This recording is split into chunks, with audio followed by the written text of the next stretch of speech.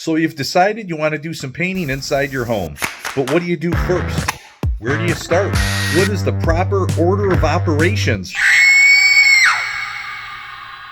Relax, guys. We're not talking about math here. We're talking about order of operations of the painting project, or basically what is the recommended sequence of events as far as paint-related tasks go. I'm going to walk you through that coming up now.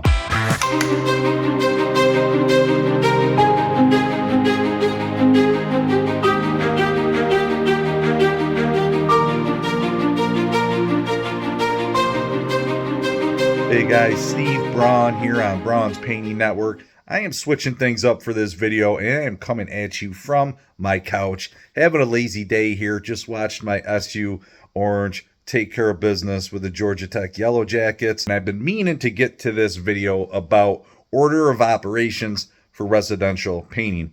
And if you've been watching some of my videos around here, then you may have heard me talk about the idea of residential task pillars and what are the 5 categories of residential tasks that you would undertake. And just a quick recap, they are setup, 2 is job site protection, 3 is surface preparation and repair, number 4 is application, and number 5 is cleanup.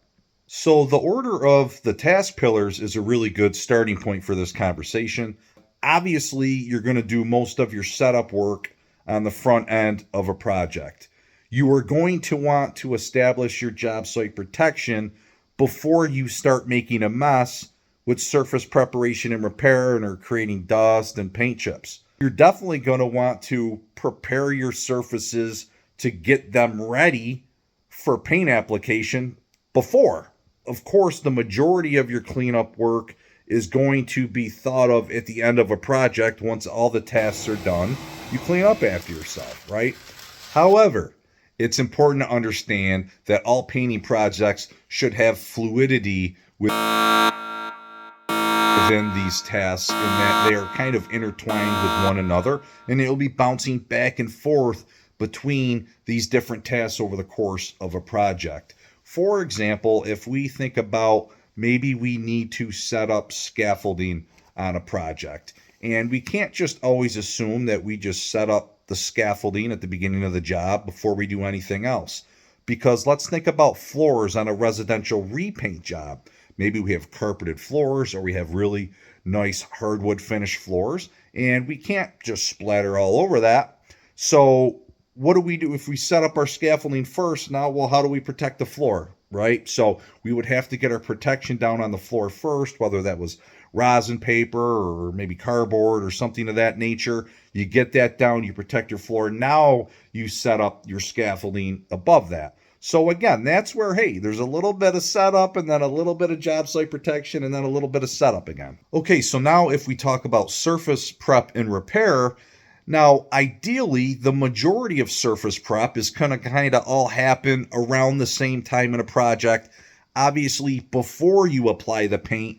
But we can't do all surface prep all at one time. Why? Well, because there's something that I refer to as secondary prep, or you can call it intermittent preparation, or however you want to refer to it. But there are things that is recommended to do in between coats of paint. So you do all your primary preparation, and then you get a coat of paint on a wall, and then after that dries, you would certainly at least want to do a scuff sand between coats in most cases. But a lot of times I like to take it a step further and re-inspect the wall conditions and say, hey, did we miss anything? Any major imperfections in the wall? Did we miss a pinhole, or did we miss a big dent? Did we miss a nail pop that is now more evident? And now we want to go back and fix that between coats, something I refer to as secondary prep. So again, back and forth between the tasks. Another example of this could be dry time for the paints. If you are double coating all of your surfaces, you got to do 2 coats on the ceiling, 2 coats on the trim, 2 coats on the wall.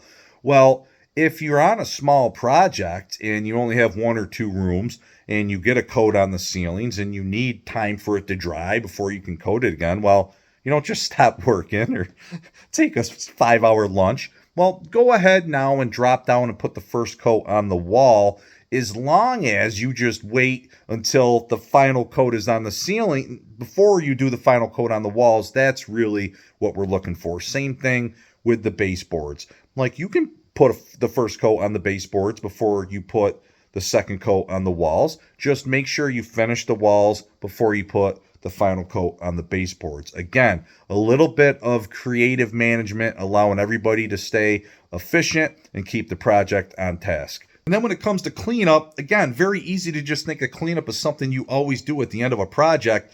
But I am a stickler on intermittent cleanup, which just means that you are keeping a clean job site as you go along. Don't save all the messes for the very end. For example, a pile of sheetrock dust or paint chips or whatever it is, you've created a mess. You've unpackaged containers, empty paint cans, nap wrappers, whatever it is. Get rid of that stuff because, number one, for safety reasons, they're tripping hazards. But number two, you're going to kick that stuff up, create more of a problem.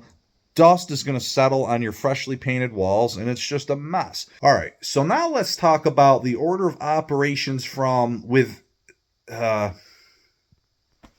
I'm tired. I'm tired. What can I say? I'm on my couch, feeling lazy. Hold on a minute. It's a depressant, so I don't know how much it's going to help, but let's try this again. Guys, it's Saturday night, and I'm a painter. Obviously, I'm having a beer. I mean, if this doesn't compel you to want to subscribe to Braun's Painting Network, I honestly don't know what else I can do. All right, I'm back. I'm definitely kind of pimping out right now, leaning back, but I'm committed to finishing this conversation because I think it's a good one. Now, let's talk about the order of operations within each of the 5 specific tasks. And honestly, I mostly want to talk about surface preparation and repair and then paint application because honestly, when it comes to setup, I mean, it's kind of obvious, right? Like, you got to get your tools before you got to get all your paint and your supplies before you can even get things in the house. And then you would take off your hardware and your electrical outlet covers and things of that nature. And then you're going to move furniture around. And then job site protection. I mean, you just got to cover stuff up. I don't care if you cover your couch with plastic first and then put protection down on the floor. I mean, honestly, you can realistically do those things in any order. But when it comes to surface preparation, I definitely think that there are some best practices on the order in which you can do things. All right, I'm back sitting up. That wasn't going to work out too well. But let's talk about surface prep and repair and the order of tasks that I like to tackle them with. So let's say that we're getting a room ready, and cleaning is a big part of surface prep and repair, but you kind of have to make a mess anyways. So I don't like to jump right into cleaning necessarily unless there is like something like really soiled about the room. For example, there was just a coffee stains all over the place or a spaghetti sauce splatter. If that's the case, I'm like, definitely clean that up. But after that, I really like to kind of make the mess first, so that anything that needs to be scraped or chipped away or flaked off, like, let's get that done first. So when it comes to interior painting, I like to go around with my 5-way tool and really scan the entire wall area and look for those major imperfections, right? Nail pops, cracks, screw holes that have been frayed, major dents, weird surface anomalies, maybe old paint drips or ropes, and kind of work through and scrape those things off. If there's cracks, you can channel them out, pop the nail pops, all that type of thing where you are creating a mess. Get that done, identify the major repairs that need to be done, and then kind of do some intermittent cleaning if there's dust created and paint chips and damaged sheetrock. Sweep that up, vacuum it up.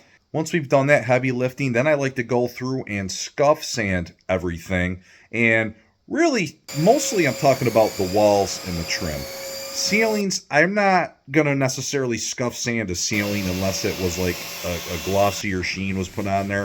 If it's a flat ceiling or a sand painted ceiling, I'm not going to scuff sand that unless there is a specific anomaly that would require that, because from an adhesion standpoint, the flat paints are already dull and paint will adhere to that really well as it is. But trim and walls, typically there's a little bit more sheen to them, and for two reasons. One is scuffing them up and making little micro scars, and that will allow the next layer of paint to bond better.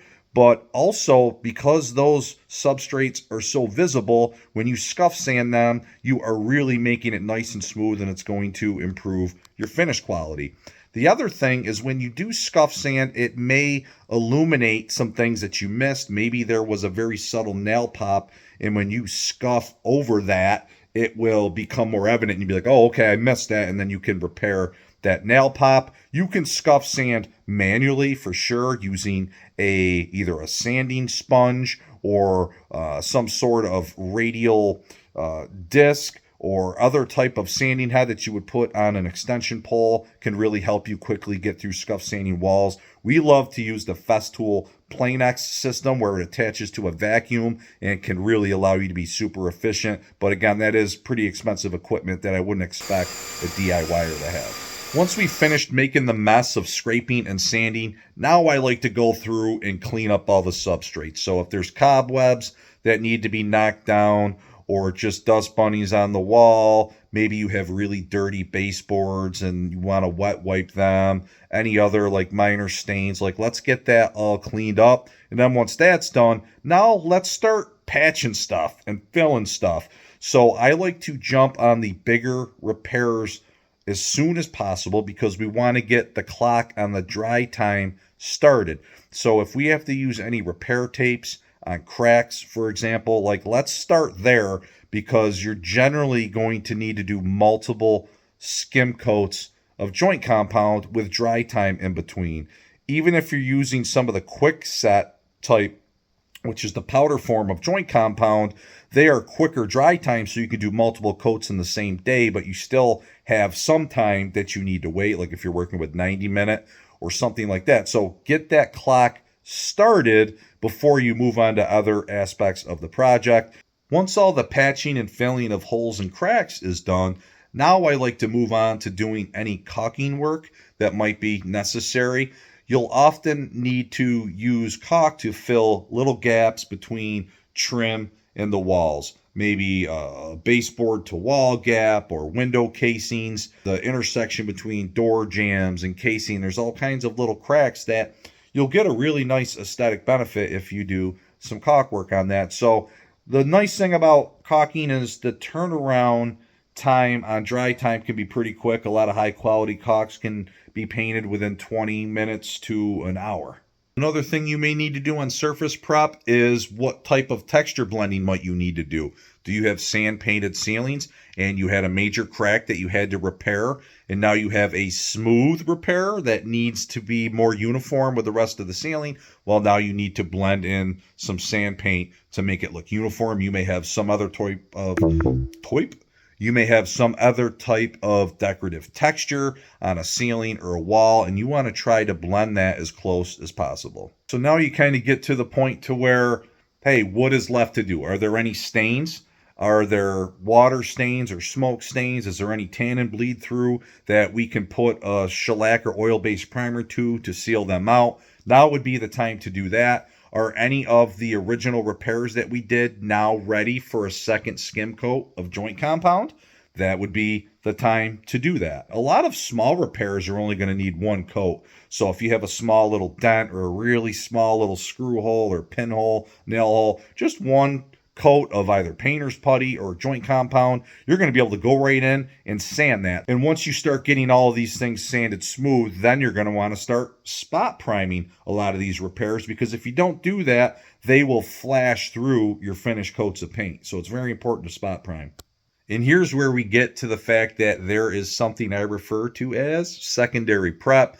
So as a lot of this stuff is done, you are going to start getting into paint and starting to apply paint. Once you have initial coats of paint on there, that's where at minimum for walls and trim, you're going to want to do some light scuff sanding in between coats. Again, just to help with finish quality and bonds between coats of paint. But you also want to re-inspect all of your walls and trim to make sure that you didn't miss anything. There might be a glaring nail pop that got missed, and once you put a little bit of sheen of paint on there, it illuminated that nail pop even more, and you're like, wow, I missed that. Or maybe low on the wall there was a dent that just got overlooked, and you got this beautifully prepared wall, but now we got this anomaly that now we don't like how that looks. So again, secondary prep, let's fill it, let's spot prime it, and let's get this wall ready for an awesome final paint application.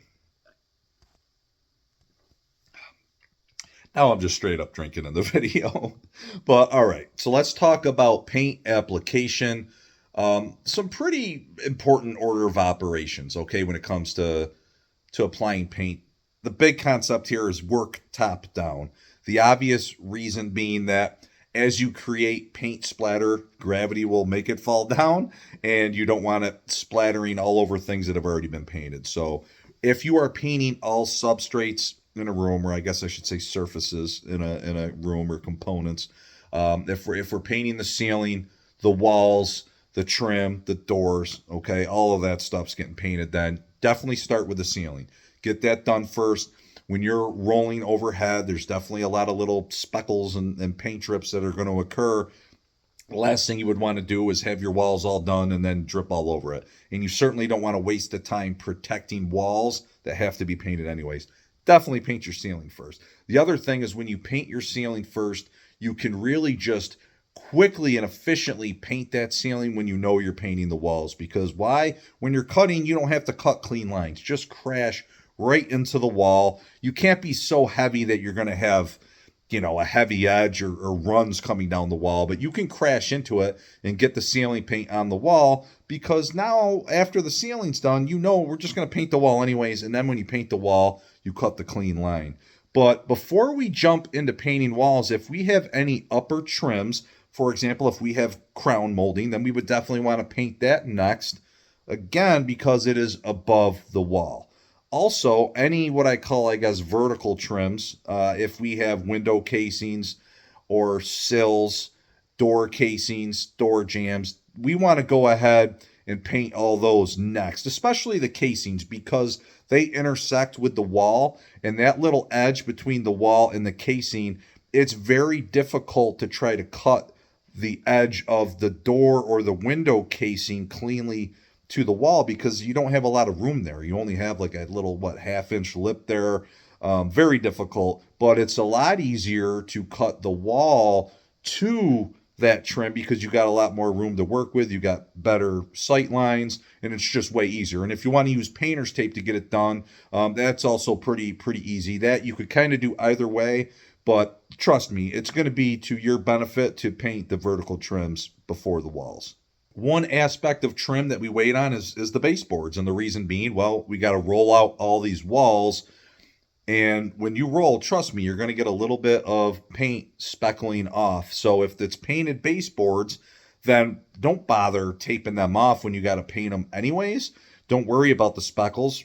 You're going to be painting over it anyways. So that basically leaves things like doors and windows if you're painting them. It's not that common to have to paint window sashes, but if they were previously painted wood windows, then yeah, a lot of times you'll come across vinyl windows. You don't have to worry about painting them. But doors in most cases are painted surfaces. And if you are painting the trim in a house, then you almost always want to paint the door too, because they probably won't match quite well. The thing about windows and doors, if you are painting them, is you don't have to wait to the end on those. There is no interference with the other substrates. So say, for example, you're waiting on something to dry before you can paint it, then go ahead and spend the time while you're waiting painting a couple of doors in the room. So to recap for application, top down, paint the ceilings, then paint any upper trims such as crown, then paint your vertical trim work like window and door casings, then paint your walls, then paint your baseboard, and then paint your doors and windows. All right, so here's my last point on this, guys, is Be flexible. Don't be so rigid on this. In the name of efficiency and getting the project done, you may need to go outside the bounds of these guidelines. One example off the top of my head is, let's talk about a ceiling. Yes, you want to paint ceilings before you move on to walls, but what if you have a huge, big repair in the middle of that ceiling that's going to take repair tape and multiple skim coats of joint compound? Well, go ahead and work around that. You can paint the outer perimeter of the ceiling and paint everything except for that repaired area. Remember, ceiling paint is flat. It's not going to flash. When you go back and paint it after the other areas have been dry, it's going to lay down well and blend right in and look great. So knowing that, go ahead and start painting the walls, and we'll come back to that middle of the ceiling later. Or actually start the trim. That was a test. All right, guys, that is my conversation on order of operations for a residential paint job. I hope you found it useful. Don't forget to give me some subscribe love. I'm about to get back to watching some college football and some fall baseball. Have a good one, guys. Happy painting.